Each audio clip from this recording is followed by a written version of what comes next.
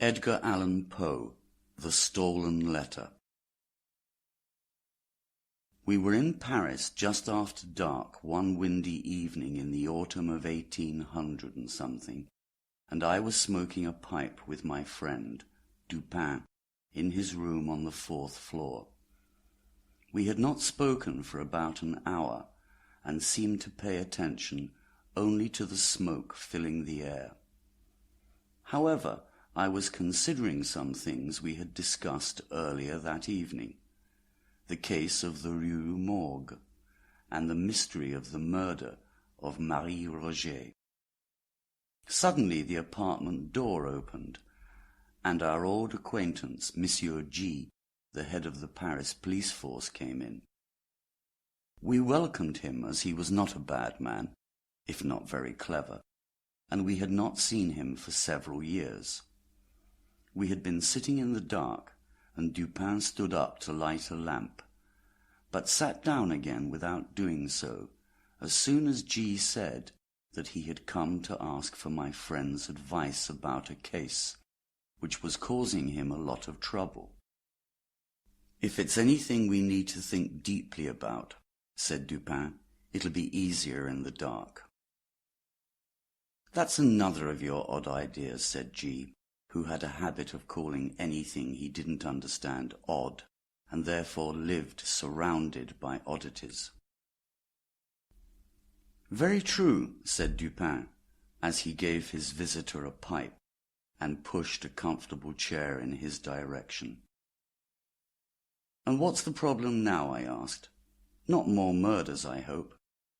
"No, nothing like that. The fact is that the situation is really very simple, and I'm certain we can manage it ourselves. But I thought Dupin would like to hear the details, because it's so very odd." "Simple and odd," said Dupin.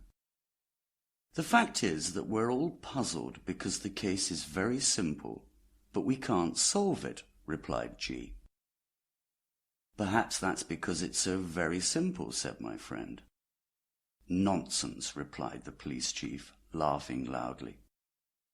"Perhaps the mystery is a little too clear," said Dupin. "And what's this case about?" I asked. "Well, I can explain it easily," replied the chief, and sat down in his chair. "But before I begin, let me say that this is a very sensitive case, and that I'll probably lose my job if anyone hears that I've discussed it outside the police department." "Go on," I said. "Or don't," said Dupin. "Well then, I've been told by a very important person that a document has been stolen from the royal apartments. We know the person who did it. He was seen taking it. We also know that he still has it." "How do you know?" asked Dupin. "Because of what's written in the document," replied the police chief, "and because certain events have not happened that certainly would happen if he used it." "Be a little more explicit," I said. "If a third person, I cannot tell you who, ever saw the document, a very important person's reputation would be questioned, and this fact gives the thief power over the victim." "But this power," I said, "means the victim knows the thief. Who would dare?" "The thief," said G., "is Minister D., who is completely ruthless. This document, a letter actually, was received by the victim while she was alone in the palace. While she was reading it, Minister D. arrived. She thought about hiding it, but there was no time. As only the address was showing, she left it where it was. Minister D. noticed how anxious the victim was, recognized the handwriting on the envelope, guessed what was inside, and arranged to steal it. He took out a letter of his own that looked like the first, distracted everyone by talking about ordinary business, then took the victim's letter off the table when he left 15 minutes later, leaving his own in its place. She could not complain because she was worried that he would reveal what was written in her letter. "So," said Dupin to me, "he has precisely what he needed to get the power he wanted. The thief knows that the victim understands he took it." "Yes," replied the police chief, "and he's often used the political power that he's got from it over the last few months. Every day the victim becomes more convinced that she must get the letter back at all costs. But of course she can't do it openly, because she's desperate. She's asked me to solve the difficulty."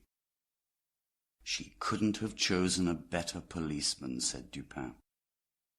"You're right," answered the chief, "even if I say so myself." "It's clear," I said, "that the minister still has the letter, and it's this, not using it, which gives him power. As soon as he uses it, his power is gone." "True," said G. "My first task was to search the minister's house carefully, but without him knowing it. I realized the danger if he knew what we were doing." "But," I said, "you are certainly well trained in this. The Paris police have done this many, many times before."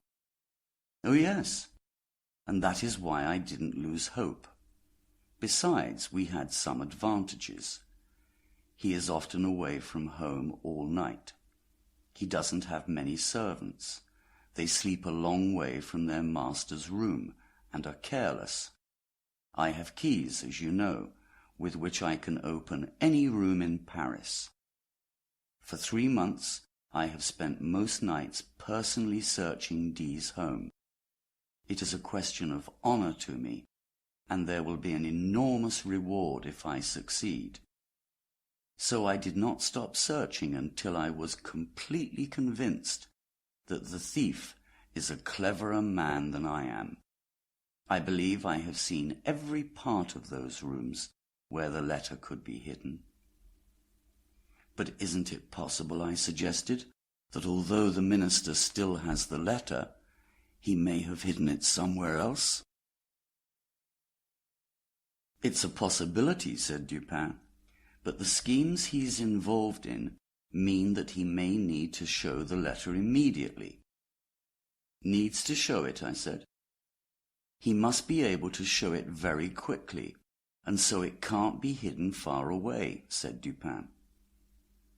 "The paper must then be in the hotel, but just as clearly he isn't carrying it himself." "Exactly," said the chief. "He's been attacked twice and searched carefully in front of me." Dupin said, "Minister D is not a complete idiot. He knew he'd be searched." "Not an idiot," said G, "but he's a poet, which I think is just the same as an idiot." "True," said Dupin, after a long and thoughtful moment, "although I've written some poetry myself." "Suppose you tell us," I said, "the details of your search." "Why, the fact is, we took our time, and we searched everywhere. I have a lot of experience in these cases. I examined the entire building, room by room, spending a whole week in each one."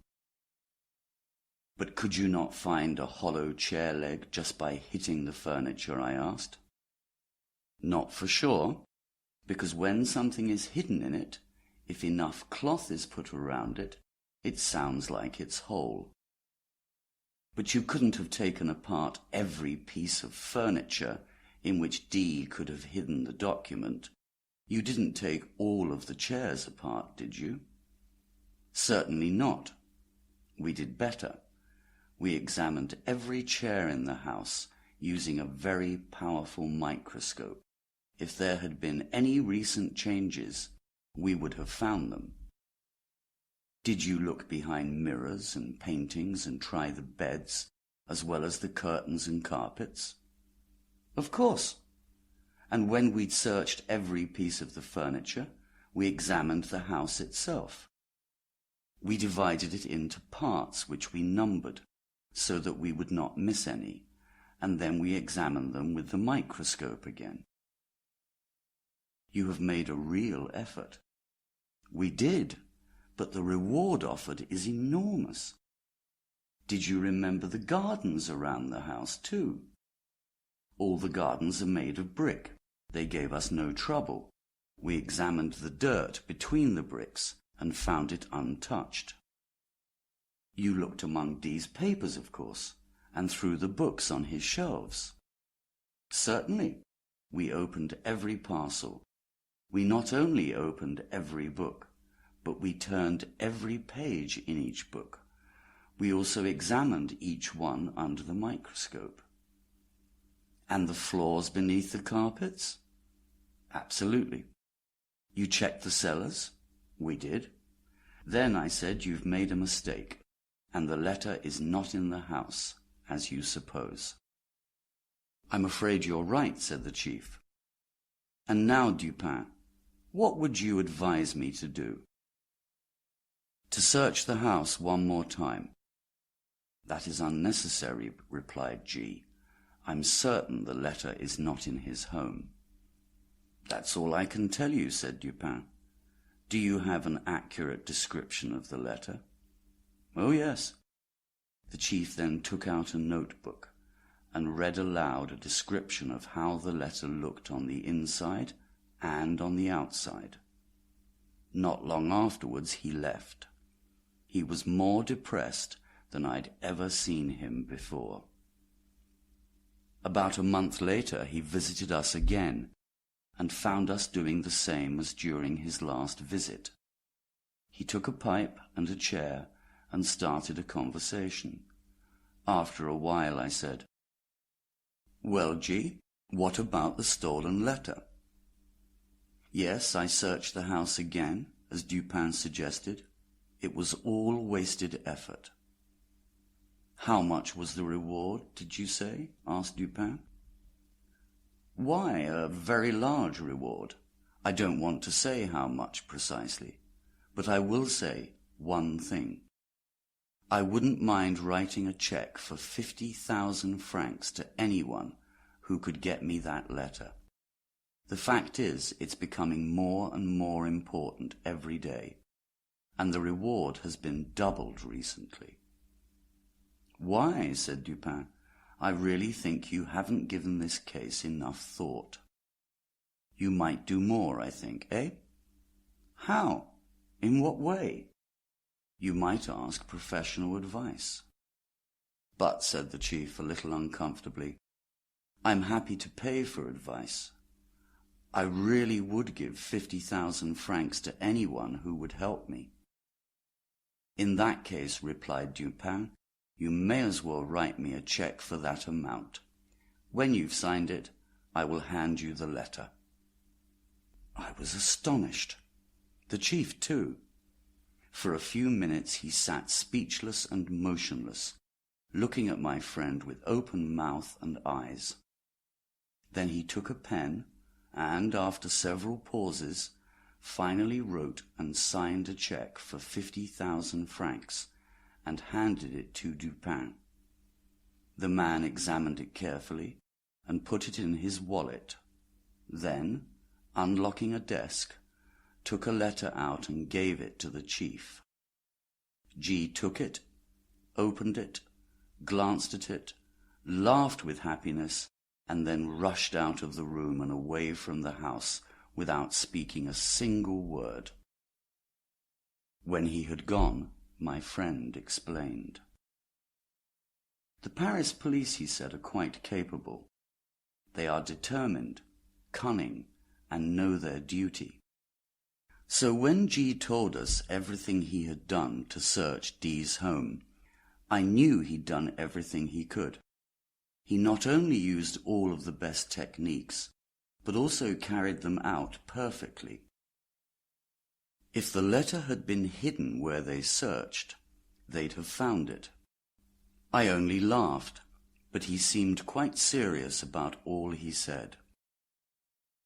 The steps he took were correct and well organized. The problem was that they were useless.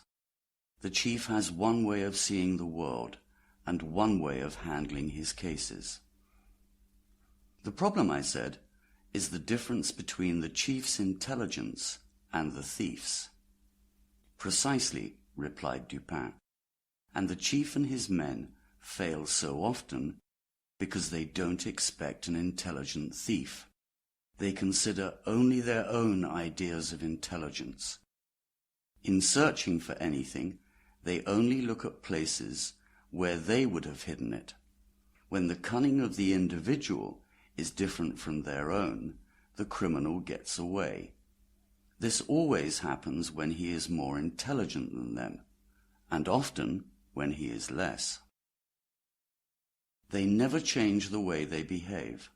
At best, when pushed by an unusual emergency or by some extraordinary reward, they exaggerate their old techniques without changing the basic style. What, for example, is all this examining with the microscope, except pushing search techniques to an extreme? Aren't they based on the chief's routine for searching, which he has learnt over a long career? And isn't it obvious that any ordinary person might think of hiding something in an unusual place, like a hole in the leg of a chair? If something has been hidden that way, then it does not matter how intelligent the searchers are, only how patient and careful. This police officer, however, is completely confused because of his belief that the minister is an idiot, perhaps because he is a poet. But a man like him, I believed, must be aware of ordinary police tactics. He must also have expected the secret searches of his house. The fact that he was often away from home at night, which the chief believed guaranteed his own success, I saw only as a trick to allow the police to search carefully, and so make them think that the letter was not in that house. I felt also that the minister would carefully consider how the police would search. In the end, he would reject all the ordinary hiding places. The minister would see that any clever hiding spots would be as open as his kitchen cupboards to the chief's eyes and microscopes. Do you remember how much the chief laughed when I suggested during our first chat that it was possible that the mystery of the letter was giving him so much trouble because it was so very obvious? Yes, I said, I remember his laughter well. Now consider the situation, replied Dupin. The minister is highly intelligent. The chief is very motivated to use all of his best tactics. The minister must keep the letter nearby. But he knows that the chief will find even the cleverest hiding place, and so he gives the chief all the time he needs. The minister hides the letter in plain sight, and the chief searches everywhere else, without success, and decides that it is not there. Full of these ideas, I bought myself a pair of glasses with green lenses, and one fine morning visited the minister at home. I found him there doing nothing at all, as usual, pretending to be bored. He is perhaps the most energetic man in the city, but that is only when nobody sees him. I complained of my weak eyes and about needing the glasses, so that I could carefully look over the whole apartment. Because my eyes were hidden, I seemed to concentrate only on what he was saying. I paid special attention to a large table near him. There were different letters and other papers, and a few books on it. However, after a long and very careful search, I saw nothing very interesting. After a while, I noticed a letter which was dirty. It was torn nearly in two across the middle, as if someone had started to tear it up as worthless, but then decided not to. It had a large initial D, and it was addressed in female handwriting to the minister himself. It was put carelessly on the desk. On this letter, the address to the minister was written in small letters. On the other, addressed to a member of the royal family, the writing was very big. The only thing that really matched was its size. But then it occurred to me that the differences between them were too exaggerated. The dirty and torn paper did not match D's neat, methodical habits, and that it was a trick to make people think that the document was worthless. These things, together with the fact that the letter was there for every visitor to see, convinced me that it was what I had come for. I stayed as long as possible and talked with the minister on a subject that I knew excited him. The whole time, however, I kept my attention on the letter. I memorized its appearance and where it lay on the desk. I then said goodbye to the minister and left at once, leaving a silver pen on the table. The next morning I stopped by again to get the pen back, and we started the same conversation again. As we spoke, however, a loud noise like a pistol shot came from under the windows of his house, and was followed by screams and the shouting of a crowd. D hurried to a window, threw it open, and looked out. In the meantime, I stepped over to the desk, took the letter, put it in my pocket, and put a copy which I had carefully prepared at my home in its place, quite easily copying the D. The noise in the street was caused by the crazed behavior of a man with a gun. He had fired it in a crowd of women and children, but nobody was hurt, and he ran away. When he had gone, D turned from the window as soon as I had taken the letter. Not long afterwards, I said goodbye again. The man in the street was, of course, someone I had paid to make a noise. "But what good did it do you," I asked, "to replace the letter with a copy? Wouldn't it have been better just to take the letter and leave during your first visit?" "D," replied Dupin, "is a very dangerous man. He also has servants in his home. If I had made the wild attempt that you suggest, I might never have left there alive. But I had a separate goal. For 18 months the minister has had the lady in his power. She now has him in hers, since he does not know that he no longer has the letter, and he will therefore continue with his demands. In the end, he cannot avoid his own political downfall, which will be as fast as it is embarrassing. In this situation I have no sympathy for the man. He is a monster, a genius without a conscience. I would enjoy knowing his thoughts when his victim refuses him, and he is forced to open the letter which I left on the desk.